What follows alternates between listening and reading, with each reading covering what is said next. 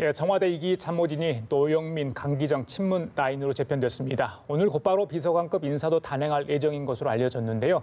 인적 쇄신을 계기로 집권 3년차 징크스를 깰 수 있을지 주목됩니다. 한편 자유한국당이 넉 달을 끌어오던 5.18 진상조사위원 윤곽을 확정했습니다.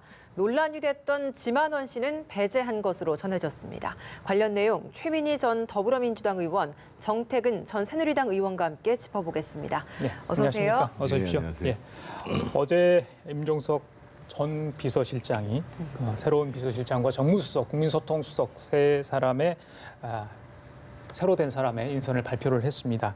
2기 참모진이 공식적으로 출범하게 된 건데 두 분 일단 한마디로 평가한다면 어제 인선 어떻게 보셨는지 좀 궁금한데요.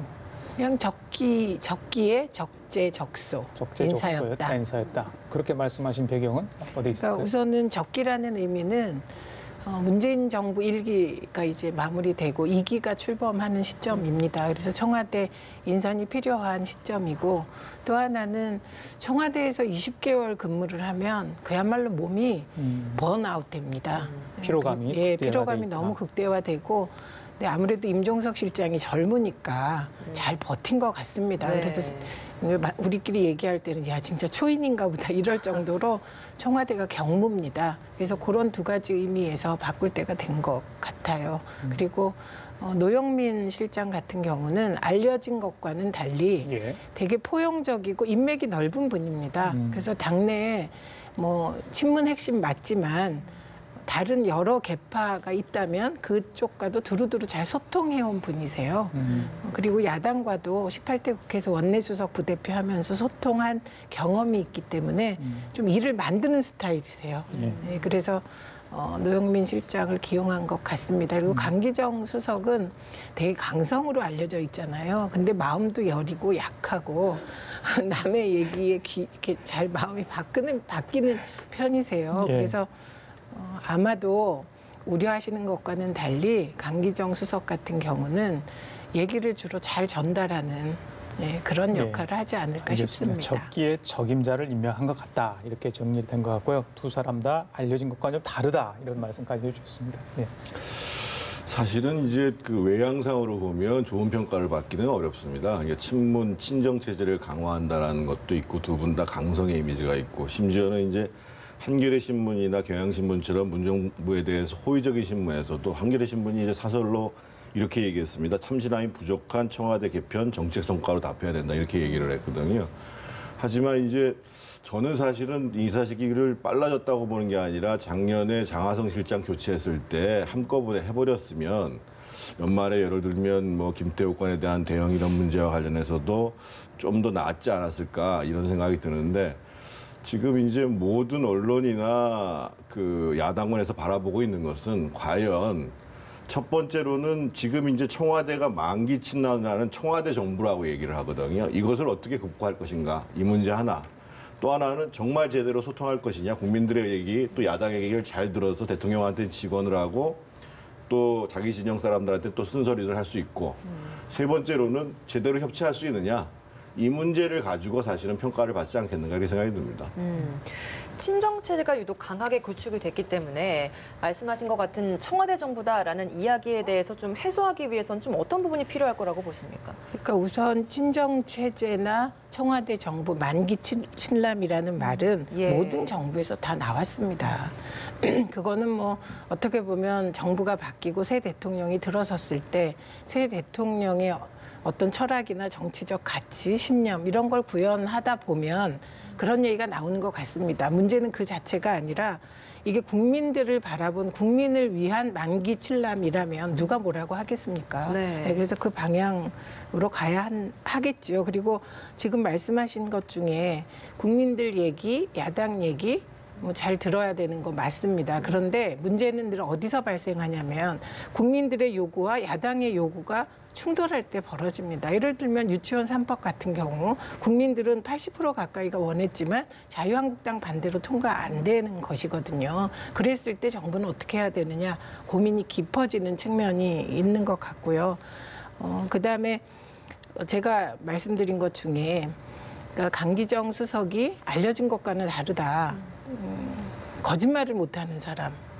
그렇기 때문에 아마도 야당의 의견이 가감 없이 그 대통령께 잘 전달될 거다. 그리고 소통이라는 게 결국 그냥 존재하는 게 아니잖아요. 누구와 어떻게 소통할 것인가인데 우선은 야당 의원들과 자주 만나야 되는 거죠. 그 전에 여당과의 소통이 더 중요하죠. 이렇게 청와대는. 그래서 우선은 만나는 횟수나 빈도를 높이는 게 전 가장 중요한 것 같고 대통령께서도 시간 날 때마다 여야 의원들 초선이라도 전화하고 그렇게 해서 의견을 듣고 이런 식으로 돼야 하지 않을까 싶습니다. 새로 바뀐 분들에 대한 인물평 잠시 후에 좀 더 자세히 두 분도 친분이 있는 걸로 알고 있으니까 좀 자세히 물어보도록 하고요. 어제 이제 발표 당시에 임종석 전 실장이 나와서 글쎄요 그 새로 되신 분들하고 포옹도 하고 악수도 하고 그렇잖아. 예전에 보면 그냥 전임자들은 언제 살았는지 모르게 저희들 기억 속에 훅 사라지고 없잖아요. 근데 어저께 직접 나와서 이렇게 했거든요. 그런 모습 어떻게 좀 보였어요? 이벤트로 봐줄 수는 있는데요. 그러니까 전임자는 사실은 업무를 잘 승계하는 게 중요하고 본인의 그림자를 안 남기는 게 사실 바람직한데 아마 어제 임종석 실장이 나와서 그런 모습을 하면서 얘기하고 싶었던 것은 이런 것 같습니다. 문재인 대통령은 적어도 20개월 동안 초심을 잃지 않았다라는 얘기를 지금 하고 싶었던 거거든요. 문재인 대통령한테는 그런 마음을 적용할 수 있는지 모르겠지만 사실은 청와대 비서실은 그렇다고 보기가 어렵거든요. 그것은 공직기강 회의라든지 여러 가지 문제가 발생했고 어제 이제 문희상 국회의장이 굉장히 중요한 말씀을 하셨습니다. 어제 이제 그 편집인들과 토론하는 과정에서 하신 말씀이 뭐냐면 지지율 떨어진다고 쫄지 말고 초심으로 돌아가라 이런 말씀을 하시거든요. 그건 뭐냐면 지금 문재인 정부가 초심을 잃었다는 것을 문희상 의장은 알고 있는 겁니다. 그래서 저는 임종석 실장도 아마 이제 다시 야인으로 돌아올 텐데, 그러니까 이 새로운 참모진도 그렇고, 우리가 왜 초심을 잃었는 것처럼 보일 것인가 이 문제에 대해서 정말 아주 심사숙고할 필요가 있습니다. 임종석 비서실장, 이제 전 비서실장인데 물러났기 때문에 관련된 이야기를 좀 더 해보도록 하겠습니다. 임 전 비서실장 이제 물러나고 나서 그럼 차기 행보가 어떻게 될 것이냐라는 이야기가 좀 많이 나오고 있어요. 근데 차기 총선에 출마할 수도 있다. 혹은 통일부 장관설까지 이야기가 나오고 있는데 좀 어떻게 예상을 하십니까? 정치인이잖아요. 임 실장은. 그래서 정치인은 아마도 정치인의 행보를 하지 않을까 싶습니다. 지금 내각에 들어가면 다음 총선에 출마를 못 하는데 그렇게 되면 임 실장은 19대, 20대, 21대를 다 국회를 비우는 거기 때문에 이후 뭔가 구상하기가 좀 어려워지지 않을까 싶습니다. 그래서 일반적으로는 내년 총선을 준비하는 게 상식이죠. 정치권에.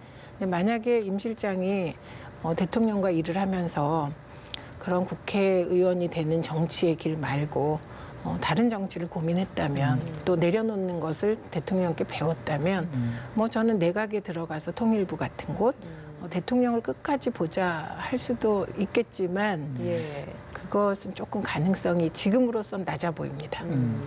글쎄요. 세 분과 두 분이 어느 정도 친분이 있는지 모르겠습니다. 내가 아는 이 사람은 이런 사람인데 제발 좀 이런 것만은 꼭 했으면 좋겠다. 그런 인연이 과거에 있으시면 혹시 또 소개를 해주시면서 좀 말씀 좀 부탁드려도 되겠습니까? 노영민 실장님하고는 이제 제가 4년 동안 한 상임위원회에 있었어요. 아까 말씀하신 것처럼 노영민 실장도 틀린 것을 어거지로 주장하지 않습니다. 그리고 이제 이분이 정치인 중에 드물게 그 동양인 문학에 동양고전에 아주 정통하신 분입니다. 그래서 동양고전 특히 이제 공자나 이 동양고전이 가르쳐주는 것은 현실적인 것을 가르쳐주는 거거든요. 타협도 할 수 있어야 되고 본인이 먼저 덕성을 보여줘야 된다는 것을 강조해주고 그리고 엄격히 또 지켜야 될 것은 지켜야 된다. 그런 측면에서 저는 좀 제가 노영민 실장님한테 좀 당부드리고 싶은 거예요. 부탁드리고 싶은 게 있어요. 예를 들면 얼마 전에 청와대 5급 행정관이 장관급이 육군 참모총장을 불러냈잖아요. 그래서 이제 실제로 어떤 얘기가 있었는지에 대해서는 앞으로 확인해야 되는데 이게 2004년도에도 있었습니다. 청와대 민정수석실에서 그 당시에 이제 강호식이라는 행정관이 장관을 만나가지고 이미 확정된 추천안을 바꿔달라 이렇게 얘기를 했어요. 그래서 굉장히 논란이 됐습니다. 그러니까 기본적으로 사실은 장성 추천권은 참모총장한테 있는 거거든요. 그래서 그 당시에 남재중 참모총장이 못하겠다 이렇게 얘기했을 때 수습을 한 사람이 누구냐면 그 당시 김우석 비서실장입니다. 그 당시에 민정수석실에서는 대통령의 뜻이라고 해서 갔는데 마지막에 어떻게 수습했냐면 비서실장이 대통령 뜻 아니다. 그리고 민정수석실은 군인사에 개입할 근거가 없다. 저는 대통령 비서실장이 해야 될 일이 이런 거라고 생각합니다. 그러니까 청와대 비서가 왜 못 만나냐 이렇게 그것을 옹호할 문제가 아니라 적어도 청와대 대통령 직제에 맞게 그리고 내각이 제대로 움직일 수 있도록 이런 역할들을 분명하게 끊어서 해줄 수 있는 게 비서실장이거든요. 쓴소리하고 놓으라고 그럼요. 이야기할 수 있어야 된다 예, 예. 이런 말씀이시죠. 청와대를 옹호하는 것이 아니라 전체적으로 이 문재인 정부 내각까지를 포함해서 이것이 잘 돌아갈 수 있도록 제대로 된 역할을 하는 것이 비서실장인데 다행히도 이제 특히나 또 이제 그 노영민 실장은 정책에 대한 이해력도 굉장히 높으신 분이에요. 전임 실장에 비해서. 그래서 제가 한 사례로 말씀을 드렸는데 저는 청와대를 중심으로 하는 것이 아니라 정말 중심을 잡고 전체 정부가 잘 운영될 수 있도록 끊을 건 끊고 지킬 건 지키고 또 연결해 줄 건 연결해 주는 이런 실장이 됐으면 좋겠습니다. 강기정 수석 이야기 마주 좀 해주시죠. 강기정 수석은 아까 이제 그 마음이 여린다고 얘기하는 사람인데 저는 뭐 학교 다닐 때부터 알던 친구인데 틀린 거를 절대로 옳다고 강변하지 못하는 사람입니다. 그래서 이제 토론을 할 때도 보면은 예를 들면 우리 정부가 잘못한 것에 대해서 제가 지적을 하면 인정을 해요. 인정을 하고 좀 고쳤으면 좋겠다고 얘기하고 얼마 전에 사실은 기재부 사무관 문제 나왔는데 지금 기재부가 굉장히 문제가 심각합니다.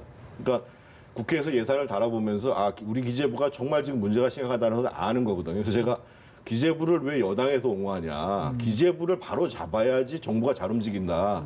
그래서 동의를 하는 사람이에요. 그래서 네. 저는 강기정 수석이 이제 그동안의 정무수석은 사실은 국민적으로도 야당한테도 존재감이 없었어요. 근데 존재감이 있으려면 일단 잘 듣는 것뿐만 아니라 야당이 얘기하는 것들을 일정 정도 수용해 줘야지 이게 협치가 가능한 거거든요. 청와대가 원하는 걸 야당한테 계속 얘기한다고 야당이 안 받아들여요. 정치라는 것이 주고받는 거거든요. 그러니까 나쁜 의미가 아니라 타협을 이루려면 그렇게 해야 되는데 적어도 이제 강성 이미지가 있는 것은 사실이지만 적어도 개인적으로 야당 의원 중에서도 강기정 의원을 접해본 사람들 입장에서 보면 그런 대화가 충분히 가능할 수 있는 사람이다. 이렇게 평가를 받기 때문에 예. 저는 어제 강기정 의원이 이제 정말 잘 듣고 잘 전달하겠다고 얘기했는데 예. 특히 반대 지역에 있는 의견들을 잘 듣고 대통령한테는 좀 직언을 좀 잘 전달했으면 좋겠습니다. 쓴소리를 할 수 있는 비서실장 그리고 잘 듣고 잘 전달해 줄 수 있는 정무수석의 역할이 필요할 것 같다 얘기해 주셨는데 최 의원님께서는 좀 어떤 바람이 좀 있으십니까? 그러니까 조금 더 생각을 진전해 보면 동의하면서 쓴소리라는 게 뭘까를 제가 생각을 해봅니다. 예. 그리고 쓴소리를 할 때 더 중요한 건 태도겠죠. 그러니까 노영민 실장의 경우는 고쳐야 될 점을 얘기할 때 되게 동의하게 얘기하는 거. 굉장한 능력이죠. 되게 우리가 직언하고 쓴소리를 하다 보면 이렇게 하십시오. 뭐 이런 태도가 되잖아요. 근데 그걸 되게 차분하게 조곤조곤 설명해서 상대방을 설득시키는 타입이라는 게 굉장히 중요한 미덕 같아요. 그래서 쓴소리를 하는 목적도 일이 잘 되게 하기 위해서잖아요. 일을 만드는 게 목표지 쓴소리가 목적이 아니잖아요. 그걸 누구보다 잘 알고 계신 분인 것 같고 특히 여당에서 나오는 비판이나 쓴소리들은 대개 자기 존재감을 부각하려는 정치인들의 행동일 때가 많습니다. 그러다 보니 내용보다는 형식 때문에 문제가 되는 것이거든요. 예. 그러니까 무엇보다 이 모든 걸 잘 아는 분이고 대통령의 의중을 정확히 읽을 수 있는 분이라는 게 중요한 것 같고요. 그다음에 코디네이터 역할을 그동안에도 잘 해오셨어요. 2012년 캠프 비서실장 때도 그렇고 이번 대선의 조직본부장일 때도 코디네이터 역할을 잘 해오셨기 때문에 비서실장이 권력이 아니라 코디네이터라는 인식이 있으실 것 같습니다. 그리고 강기정 수석은 진짜 억울해할 겁니다. 왜냐하면 저도 일부 언론이 저를 악마화해서 막 생각하셨다가 국회에 이제 기자들이 와서 그렇게 생각해서 미안하다고 사과받은 일이 있습니다. 그때 너무 억울했거든요. 제가 언론개혁 주장하고 막 그래서. 근데 강기정 의원도 비슷하게 제가 처음에 강기정 의원이 이미 저에게도 강성 이미지가 있을 때 식구들 같이 한 거예요. 그런데 틀리는 말을 잘 안 해요. 맞는 말만 해요, 주로. 그리고 어거지로 논리를 쓰지 않아요. 그래서 왜 저런 분이 그 강성 이미지지? 예. 이렇게 생각했거든요. 그래서 별명이 여우세요.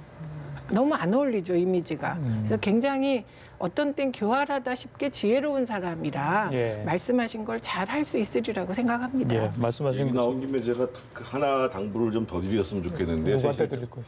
새 실장님도 아, 그렇고 그래? 정무수석한테도 마찬가지인데 지금 이제 아까 제가 이제 우리 노영민 실장이 동양고전에 뛰어나다고 얘기를 했는데 그 동양고전이 얘기해 주는 것은 현실의 바탕을 두고 있는 겁니다. 근데 지금 문재인 정부가 자꾸만 목표지향적으로 이념지향적으로 가다 보니까 현실을 인정하지 않으려고 하거든요. 그러니까 예를 들면 경제 위기의 문제가 그렇습니다. 그러니까 뭔가 그동안의 성과가 경제 위기 프레임에 의해 가지고 손상당하고 있다고 생각하는데 지금 많은 사람들은 전문가들은 기업에서는 또 시장에서는 지금 진짜 위기다. 그리고 위기를 위기로 생각하지 못하는 리더십이 더 큰 위험을 가져온다라고 얘기를 하거든요. 그래서 위기라고 얘기하는 것이 자신들에 대해서 뭔가 손상이 오는 거로 생각하지 말고 예를 들면 어저께 지금 삼성전자 지금 4분기 영업 실적이 38% 떨어졌거든요. 그러니까 지금 주력 우리 산업에 대한 전부 다 지금 가라앉고 있는 상황이에요. 그런 상황 속에서 새해 성장률도 잠재 성장률도 계속 떨어진다고 얘기하고 경기 하방 위험성이 존재한다고 얘기를 한단 말이죠. 그러면 이런 문제를 그렇지 않다. 위기를 조장하고 있다고 얘기할 것이 아니라 객관적으로 인정하고 고통 분담을 하고 실질적으로 단기간에 해결할 문제가 아니라 꾸준히 장기적으로 이렇게 가자.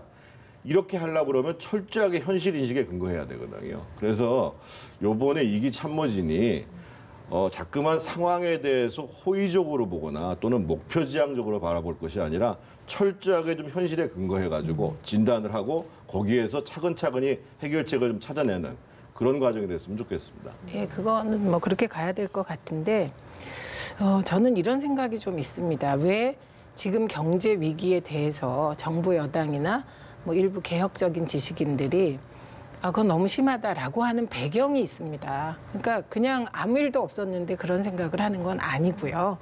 일단 김대중 정부 때 IMF를 어렵게 탈출했는데 그때 보수 언론에서 제2의 IMF론이 끊임없이 되풀이 됐습니다. 그런데 IMF 오지 않았어요. 제2의 IMF는. 그리고 최근에도 저희가 언론 보도나 이런 걸 분석해 보면 과장된 측면이 있는 겁니다. 그래서 저는 언론도 정확하게 보도해야 된다. 야당도 정확한 수치로 비판을 해야 정부가 그걸 수용할 수 있다. 이 점을 말씀드리고 싶어요. 그러니까 비판을 과장되게 해서 내일 경제가 무너질 것처럼 하면 정부가 그럼 내 경제 무너집니다. 이럽니까? 그럴 수는 없는 거거든요. 그래서 지금의 경제가 어려운 건 사실이지만 이게 대한민국의 위기다라고 가는 그 부분은 증폭됐습니다. 분명히. 알겠습니다. 그래서 기본적인 말씀은 동의합니다. 예, 내일 대통령 신년 기자회견이 있는데 그런 부분이 아마 질의응답 속에 나오지 않을까 싶어요. 하나만 더 이야기할게요. 우리 국민소통수석 이야기도 잠깐 하고 가겠습니다. 언론계 상황을 누구보다 잘 아시니까 계속해서 국민소통수석은 지금 언론인 출신을 기용 발탁을 하고 있는데 어떻게 보십니까? 윤두관 수석 개인적으로 아시는지요? 어떻게? 개인적으로 토론 때 사회 보셔서 알고 노조 활동한 정도를 압니다. 근데 밥 한 번 먹어본 적이 없으니까 모르는 거네요. 네. 근데 그냥 일반적으로 알려지기를 윤도한 수석은 그냥 불편부당한 사람. 그래서 이번에 이렇게 홍보수석이 된 게 좀 이상한 느낌? 그렇게 알려져 있는 것 같습니다. 근데 이게 정부가 그 홍보수석을 되게 언론과의 소통을 중시하잖아요. 물론 국민과의 소통이 또한 축이지만 이제 국민소통수석이라는 이름으로 윤영찬 수석을 기용했었는데 이게 홍보나 언론 쪽 이쪽이 좀 부족했다고 생각한 것 같습니다. 그리고 방송이 부족했다고 생각한 것 같아요. 그래서 방송과의 소통을 좀 더 강화하기 위해서 방송인 출신을 한 게 아닐까 싶습니다. 알겠습니다. 다른 얘기 좀 하겠습니다. 5.18 진상조사위원회 위원단이 있습니다. 조사단이죠. 이게 이제 5.18 헬기 기총 사격 민간인을 상대로 한 그 부분에 대한 진상조사를 하기 위한 조사단. 작년 초에 아마 이게 법률이 통과됐을 거예요. 작년 9월입니까? 예. 그런데 진상조사단을 각 당이 이제 추천을 해서 꾸려야 되는데 자유한국당이 계속 미뤄가지고 지금까지 꾸려지지 못했던 상황이에요. 근데 그 와중에 이제 지만원 씨 보수 논객으로 잘 알려져 있죠. 이게 왜 본인이 포함되지 않는 부분에서 불만을 제기했었는데 결국에는 이제 배제가 됐습니다. 자유한국당 거기 진상조사단에서. 그런데 이 과정에서 나경원 원내대표에 대해서 원색적인 비난을 해 논란이 되고 있습니다. 전반적으로 문제는 일단 진상조사단이 늦게 꾸려진 것이 있지만 이 한국당에서 공격하는 부분 어떻게 좀 저희들이 봐야 됩니까? 언론에서 사실은 지만원 씨 문제를 다루기보다도요. 자유한국당에 대해서 이 문제는 따끔하게 얘기를 안 할 수가 없어요. 그러니까 지난번에 예를 들면 이순자 씨가 전두환 씨가 민주주의 아버지다라고 얘기한 거에 대해서 모든 정당에서 비난 논평을 발표했잖아요. 자유한국당만 안 냈어요. 그게 말이 되냔 말이에요. 그러니까 강경한 보수를 의식해서 안 냈겠죠. 이번에도 마찬가지입니다. 작년 9월 달에 법이 통과됐는데 원내대책회의를 열어가지고 적절하신 분을 선정해가지고 하면 되는 겁니다. 그런데 그거를 지금까지 끌어온다라는 것 자체가 자유한국당이 자꾸만 과거를 보러 가려고 하는 것이 아닌가. 저는 자유한국당이 강경한 보수 세력의 지지도 받아야 된다고 생각해요. 근데 집권을 하려면 보통 저희가 1,400만 표 내외를 얻어야 되거든요. 지난번 대선 때에 문재인 대통령 후보가 41% 얻었을 때 한 1,340만 표 정도를 얻었고 홍준표 후보가 780만 표를 얻었어요. 물론 한 400만 표 내외의 강경한 보수가 있다고 치자고요. 그러면 우리가 기본적으로 보수 정당이 집권을 하려면 그것이 강경한 보수만 의식하는 것이 아니라 나머지 1,000만 가까이 되는 표들을 얻을 생각을 갖고 정치를 해야 집권을 하는데 자꾸만 거기에 발목 잡힌 모습을 보이니까 나가지 못하는 거예요, 앞으로. 근데 나경원 대표가 지만원 씨를 배제한 건 잘한 결정이죠. 그러니까 저렇게 분석하시는 것도 있지만 그냥 내용상 잘하신 겁니다. 알겠습니다. 자, 지금까지 최민희 전 더불어민주당 의원, 정태근 전 새누리당 두 분과 함께 얘기 나눠봤습니다. 말씀 잘 들었습니다. 감사합니다. 고맙습니다.